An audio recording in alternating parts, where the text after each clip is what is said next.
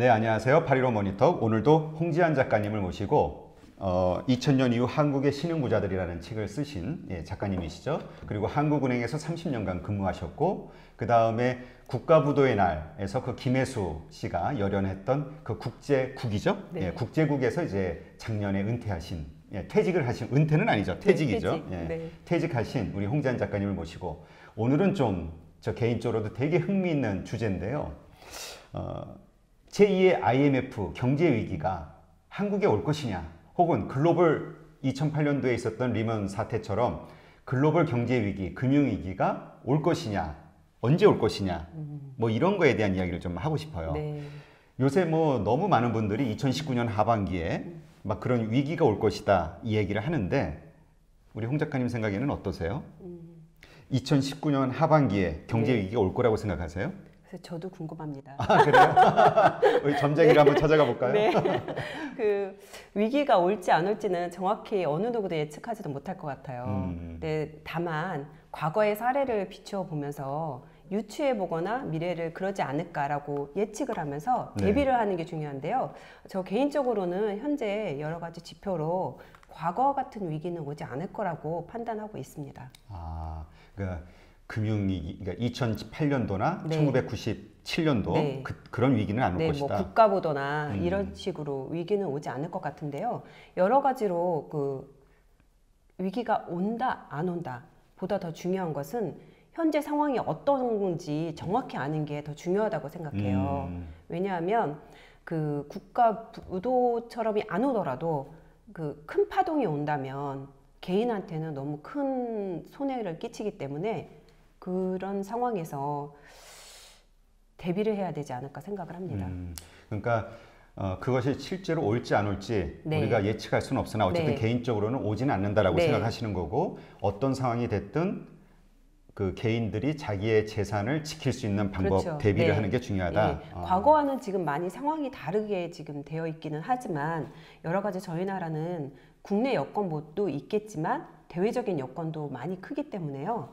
국내 여건은 여러 가지 상황이 좋아요. 그 경기 변동 순환 사이클에서도 보시기도 하겠지만 저희 같은 경우는 외환 보유고도 일단 높고요. 네. 그 다음에 CDS 프리미엄이라고 국가 부도지수라는 그 지수도 그 양호한 편이고요.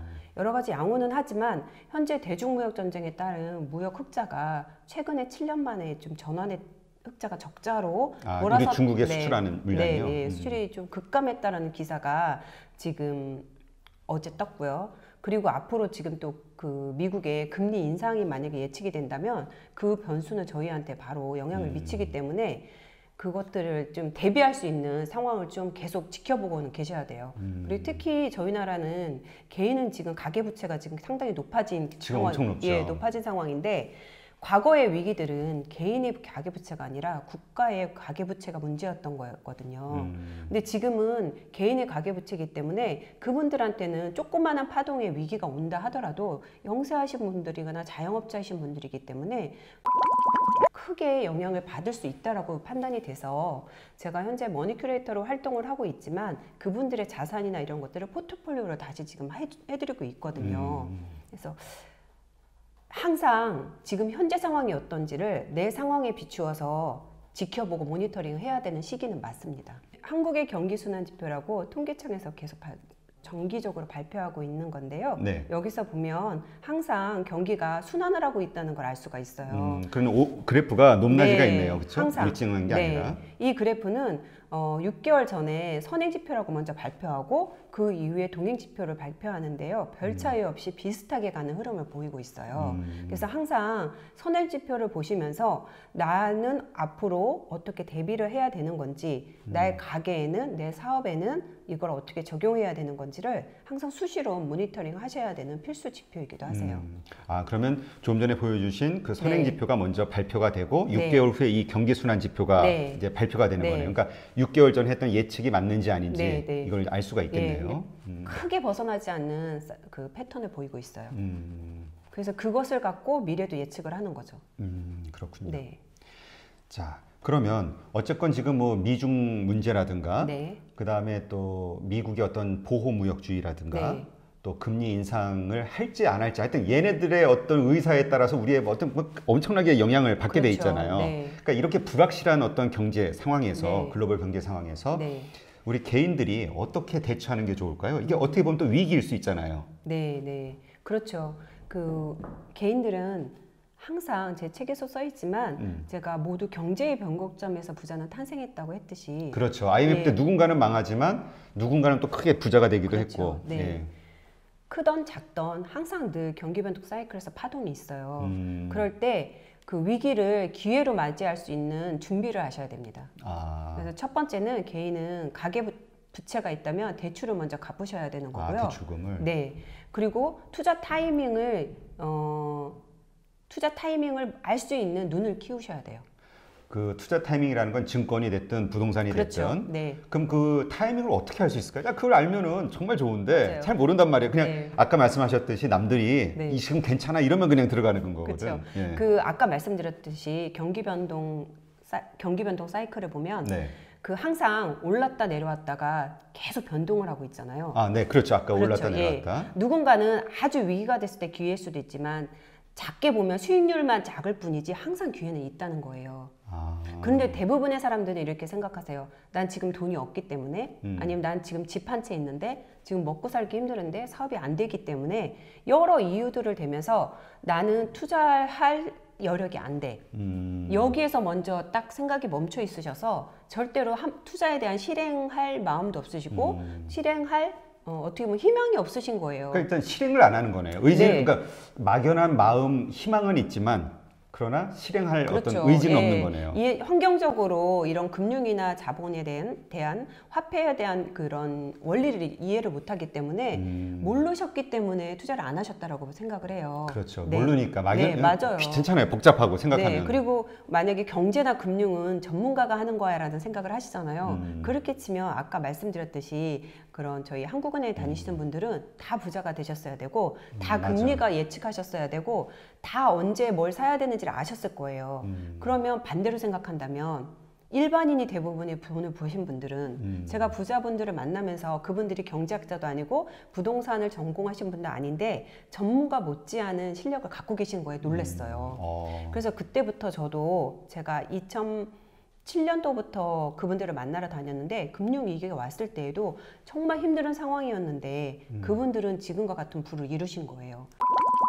그러니까 남들은 다 힘들어할 때. 네, 그렇죠. 근데 우리 홍 작가님 말씀은 그들이 그렇게 부를 이룰 수 있었던 것은 알고 있었기 때문에 그 흐름, 그쵸. 경제 흐름을. 네, 네. 그러니까 정보가 돈이었네요. 그렇죠. 그러니까 정보가 예전 같으면은 오픈되지 않았잖아요. 그렇죠. 극소수이지만 지금은 인터넷이나 정보의 홍수 시대잖아요. 그렇죠. 그 넘쳐나는 정보 속에서 어떤 게 나한테 맞는 정보인지를 정확히 판단할 수 있는 눈을 키우시는 게 중요해요. 저도 처음에 그걸 잘 몰라가지고 주식은 그냥 배당주로만 실시를 했지만 경매를 먼저 시작을 했어요. 저희가 이제 집도 갑자기 없어진 상황이기도 했지만 경매를 공부를 안 하고 시작해서 전문가한테 맡겼을 때는 유치권을 통해서 제가 손해를 본 사례가 발생을 하면서 누구도 내 돈을 책임져 주지 않는구나라는 거를 판단한 뒤로는 맞아요. 제가 그분들이 하는 대로 원칙을 하나씩 기본대로 공부를 시작했어요. 그렇게 1년, 2년 공부하면서 제 걸 주변 사람들하고 같이 그렇게 나누면서 실행을 하다 보니까 이분들의 했던 기본 원칙이 정말 딱 그 맞는 원칙이더라고요. 그렇군요. 네. 그러니까 사실 뭐 지금 말씀하신 대로 네. 그 뭐 유튜브가 됐든 네. 인터넷을 통해서 뭐 사실 우리 파이로 모니터도 네. 그런 거죠. 정말 이 고급 정보들 예전에는 맞아요, 네. 저 구하기 네, 힘든 정보들이 그냥 막 공짜로 나가잖아. 그러니까 의지만 있으면 이런 걸 공부하면서 네. 알 수 있는데 의지가 없는 거죠. 그 의지가 없을 수도 있지만 성향이기도 하실 수 있어서요. 저도 사실 의지가 없었는데 네. 그래서 친한 언니와 둘이 시작을 했어요. 아. 직장 동료와 점심 먹는 시간에 사실은 먹고 수다를 떠는 시간이었는데 쪼개서 그때 공부를 시작했어요. 책을 읽고 서로 스터디를 하고 하나 실행해 보는 걸로. 솔직히 815 머니톡에서 존니 대표님 같은 분 나오셔서 다 정보 알려주셨잖아요. 예, 그렇죠. 그 기본 원칙 그대로만 하신다면 솔직히 5년 후, 10년 후에 누군가에게 전문가에게 모르지 않아도 그대로만 따라 하신다면 충분히 가능하거든요. 그렇죠. 네. 네. 뭐 진짜 워렌 버핏에서 한마디 그 투자의 어떤 그 힌트를 얻기 위해서 네, 맞아요. 몇억 네. 원씩 내고 점심 점심값을 내고 얻잖아요. 네. 그렇죠? 이게 정말 맞아요. 무료로 머니톡에서는 네.